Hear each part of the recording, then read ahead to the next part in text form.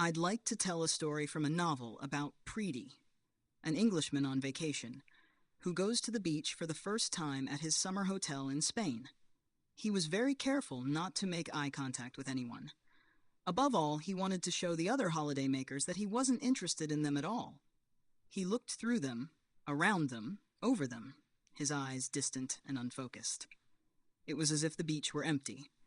If someone accidentally threw a ball his way, he acted surprised, then smiled slightly, looked around as if noticing people for the first time, tossed the ball back with a private smile, not directed at anyone, and then went back to gazing lazily into space. But soon it was time to begin the little show, the performance of the ideal Preedy. With careful movements, he made sure anyone watching could see the title of his book, a Spanish translation of Homer, cultured but not pretentious, classic yet cosmopolitan. Then he neatly arranged his towel and bag in a tidy, sand-proof pile.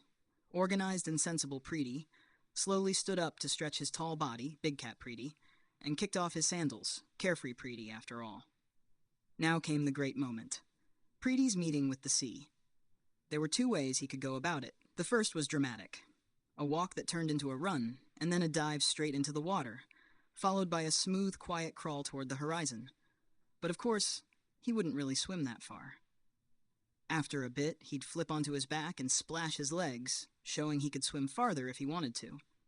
Then he'd stand up, partly out of the water, so everyone could see who he was. The second way was calmer.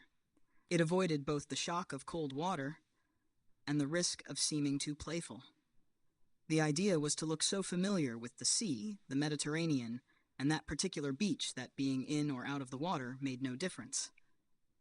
This involved slowly walking down into the waves, without even seeming to notice that his feet were getting wet, as if land and water were all the same to him.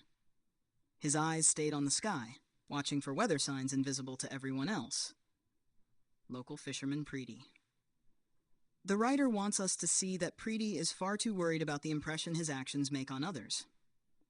We could judge him even more harshly by assuming he only acts to create a certain image, that the image is false, and that people either don't notice him at all, or, worse, see through the act completely. But the important point is this: the kind of impression Preedy thinks he's giving off is exactly the kind of impression people actually do get, rightly or wrongly, when they observe someone like him.